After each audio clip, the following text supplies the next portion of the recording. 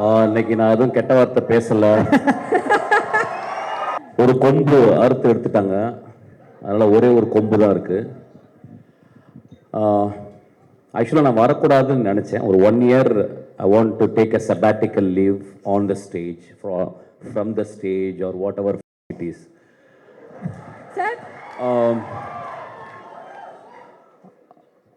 But ஆனால் 3 பேருக்காக இந்த மேடையில் வர வேண்டியிருந்துச்சு. ஒன்று வந்து நான் ஒரு படம் ஒர்க் பண்ணேன் அகரம் சாரோட. He never behaved as a producer. He behaved as my father actually. He loved my film. He loved every process of my filmmaking. அந்த படம் பெருசாக அவருக்கு வந்து பிரேக் ஈவன் தான் பண்ணியிருக்குன்னு நினைக்கிறேன். பட் இன்னும் சொல்லுவார், என்னுடைய கம்பெனியில் எடுத்த பெஸ்ட்டு படம்னு சொல்லுவார். ஸோ அவருடைய அன்புக்காக இந்த படம் மிகப்பெரிய வெற்றி படம் அவருக்கு. அவர் வந்து ஒரு மிடாஸ் டச் மாதிரி, whatever he touches it will be a hit film. அந்த மிடாஸ் டச்சிலேருந்து 2 குழந்தைகளை பெற்றெடுத்திருக்காரு. ரொம்ப எக்ஸ்ட்ரானரி சில்ட்ரன். எனக்கு தெரிஞ்சு இந்த ஏஜில் இந்த 2 குழந்தைங்க ஒர்க் பண்ணுற மாதிரி கிட்டத்தட்ட everyday they come to the spot வந்து பார்த்து ஒரு 8 hours உட்காந்து என்ன நடக்குதுன்றதை தெரிஞ்சுக்கிட்டு the support they gave for the encouragement to the அஸ்வத்தோ இல்லை எல்லாருக்குமே ஃபென்டாபிளஸ். அந்த 2 குழந்தைகளுக்கும் இந்த வாழ்த்துக்கள். அப்பா உங்கள்கிட்ட கூப்பிட்டு போயிருக்காரு. நிச்சயமாக நீங்கள் நல்ல படங்கள் எடுப்பீங்க, என்னுடைய மனதார்ந்த வாழ்த்துக்கள். அதுக்கப்புறம் வந்து பிரதீப், கடைசியில் வரேன்டா உனக்கு. பிரதீப் வந்து ஒரு ப்ரூஸ்லி அவன் ஆக்சுவலாக.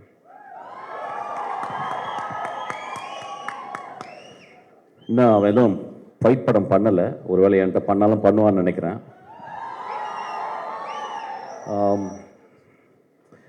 ரொம்ப நாளைக்கு அப்புறம் சினிமாவில் வந்து ஒரு யங் ஸ்டாரை நான் பார்த்தேன் ஆக்சுவலாக. ஒரு பிரைட்டஸ்ட் ஸ்டார் ஆக்சுவலி. அது வந்து லக்காலையோ யார் பின்னாடி இருந்து புஷ் பண்ணியோ அப்படிலாம் வரல. Is sweat is as up actually. He came out with a bang. And next படம் பிக்கெஸ்ட் பிக் பேங். அதுக்கப்புறம் ஆக்டராக இந்த படத்தில் வந்து ரொம்ப ரொம்ப சென்சிபிளாக நான் பார்க்குறேன். அவனுக்கு நான் தான் ஆன்டகானிஸ்ட், நான் தான் வில்லன் இந்த படத்தில். அவனுக்கு நல்ல வில்லன் ஆக்சுவலாக. ஸோ எனக்கும் அவனுக்கும் நாங்கள் நிறைய சீன்ஸ் வரும்போது நாங்கள் இன்ட்ராக்ட் பண்ணி பேசுவோம். Is a most dedicated artist அவன் ஆக்சுவலாக. ஒரு வெரி டைரக்டர் ஃப்ரெண்ட்லி ஆர்டிஸ்ட். இன்னைக்கு இருக்க நிறைய ஆக்டர்ஸ் அந்த மாதிரி கிடையாது. ஒரு கிளாப் பண்ணுவோமா? நான் ரொம்ப முக்கியமான விஷயத்த சொல்கிறேன். ஒரு டைரக்டராக எனக்கு தெரியும், not that many people are very director friendly actors. ஒரு 4 படம் வந்தோடனே ஈகோ வந்துடும். அப்புறம் ரசிகர் மன்ற தலைவர்கள் பாலெல்லாம் ஊற்றுவாங்க. அதுக்கப்புறம் உயரமே ஆகாமல் 2 அடி வளர்ந்துருவாங்க. அதுக்கப்புறம் வந்து நுனிநாக்கு ஆங்கிலம். அப்புறம் 200 பேர் பின்னாடி வருவாங்க, எதுக்கு வராங்கன்னே தெரில.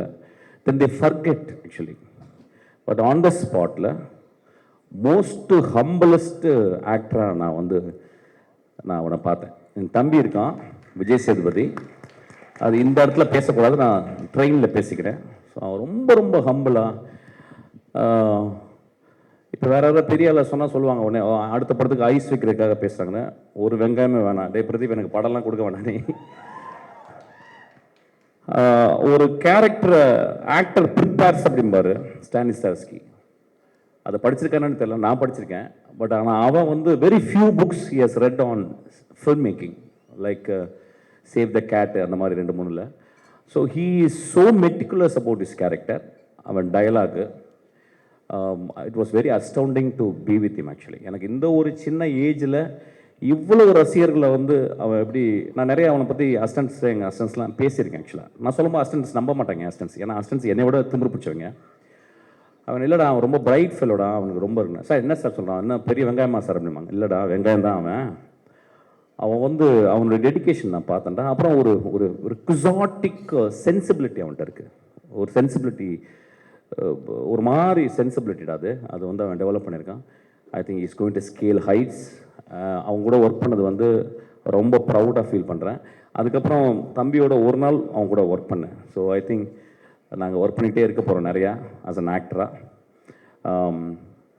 சூப்பர்டா, பியூட்டிஃபுல்டா, லவ் யூ. உனக்கு நீ 200 வருஷம் வாழணும். நீ ரொம்ப நல்ல பையன். இதே மாதிரி இருடா, இன்னும் ஒரு 50 வருஷம் ஆனாலும் இப்படியே இருடா. உனக்கு வெற்றிகள் வந்து குமிஞ்சிக்கிட்டே இருக்கும் உனக்கு. ஆக்சுவலாக I know that you are a very good hearted fellow. Actually I know that it's very very rare in cinema. Actually you have to understand and nurture it. Then Ashwath, Ashwath வந்து very terrible director to work with actually. ஏன்னா அஸ்வத் வந்து 2 விதமாக advice. Ashwath வந்து எப்படின்னா வந்து ஸ்பாட்டில் இருக்கும்போது ரொம்ப டிக்டோட்டரியில் இருப்பான். அதாவது வந்து ஒரு டயலாக் பேசும்போது கூட நானும் பிரதீப் நாங்கள் கேலி பண்ணிப்போம். பிரதீப் லைட்டாக மிஸ் பண்ணுவான். உடனே வந்து இல்லை அப்படி பேசக்கூடாது, இப்படி பேசி, இந்த வார்த்தையை இங்கே பேசு அப்படிமா. அப்புறம் நடக்கும்போது ஒரு ஸ்டெப்பு விட்டு 2 ஸ்டெப் இப்படி போகக்கூடாது, ஒரே ஸ்டெப்பு தான் அப்படிமா. அதை நாங்கள் 2 சிரிச்சுப்போம் ஆக்சுவலாக. பட் நாங்கள் 2 பேரும் டேரக்டர்ஸ், எங்களுக்கு தெரியும் நாங்கள் இருக்கும்போது நாங்கள் அப்படி தான் இருப்போம். ஸோ ஒரு டேரக்டர் அப்படி தான் இருப்போம். நடிகனாக இருக்கும்போது எங்களுக்கு கஷ்டமாக இருக்குது. டேரக்டராக இருக்கும்போது அந்த ப்ராசஸ் வந்து we cannot enjoy but we have to understand actually. So such a hard working, very smartest guy. ரொம்ப சிம்பிளாக அந்த படம் ஹிட் ஆகும். படம் பெரிய ரொம்ப எகிரி குச்செல்லாம் அப்படிலாம் பண்ணணும்னு இல்லை, ரொம்ப சாதாரணமாக அந்த படம் ஹிட் ஆகும். ஏன்னா இந்த படத்தில் ஒரு அழகான மாரல் சொல்லியிருக்கான். ஒரு மாரல், அதாவது இந்த காலத்தில் இளைஞர்களுக்கு சொல்ல வேண்டிய, இந்த காலத்துக்கு இளைஞர்களுக்கு எப்படி சொல்லணுமோ அந்த மெத்தடில் ஒரு மாரல் சொல்லியிருக்கான். So it's a story, it is not a simple story, it is a deeply இன்கிரைன்ட் in morality. எனக்கு அதனால தான் அவனுக்கு ரொம்ப பிடிக்கும்.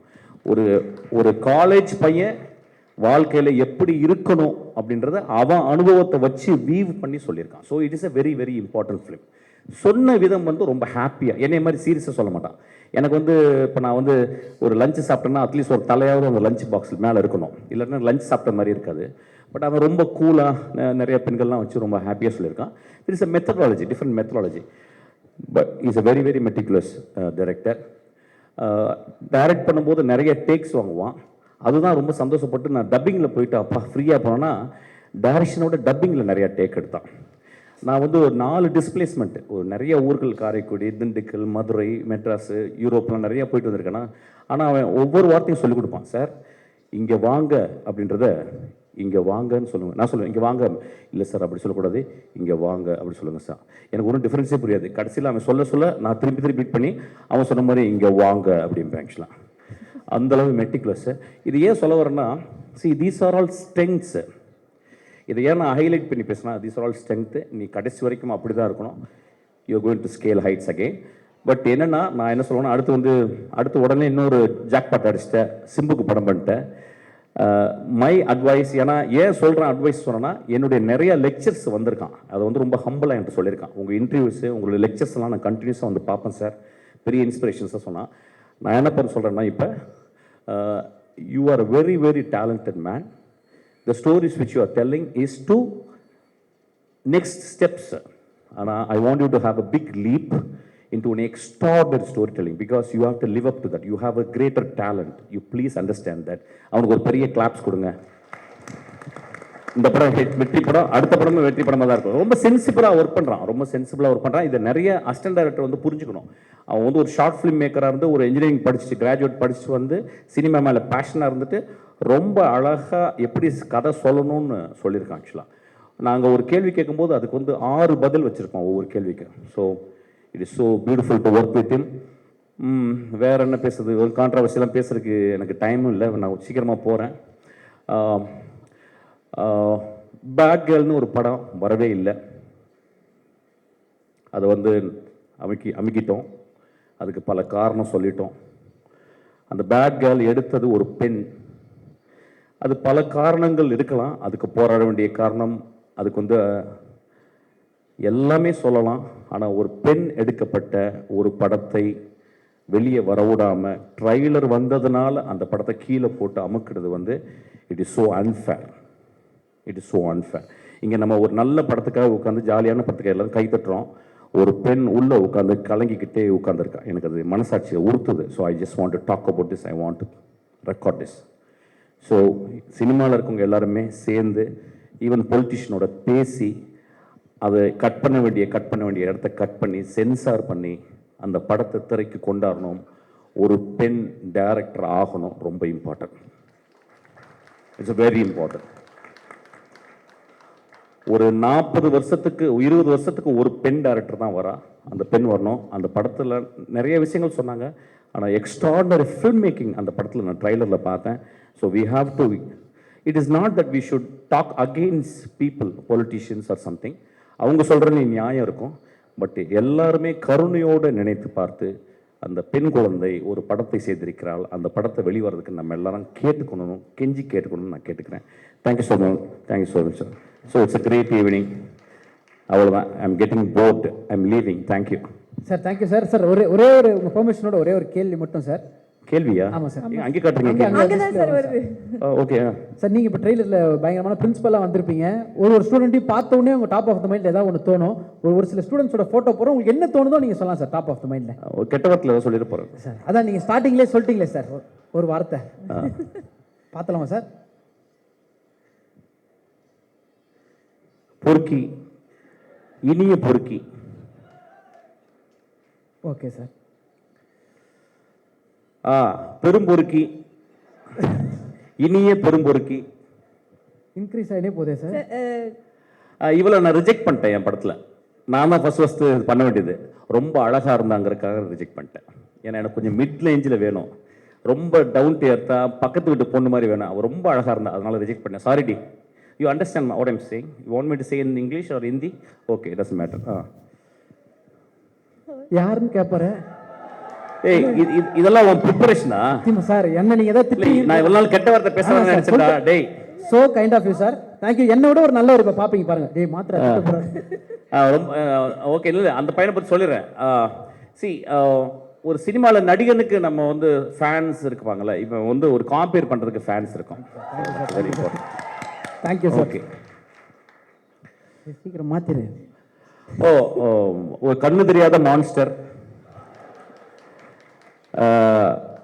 இந்த சினிமாவில் ரொம்ப கம்மியே நல்லவங்க இருக்க இடத்துல, நிறைய கெட்டவங்க இடத்துல ரொம்ப கஷ்டப்பட்டுக்கிட்டு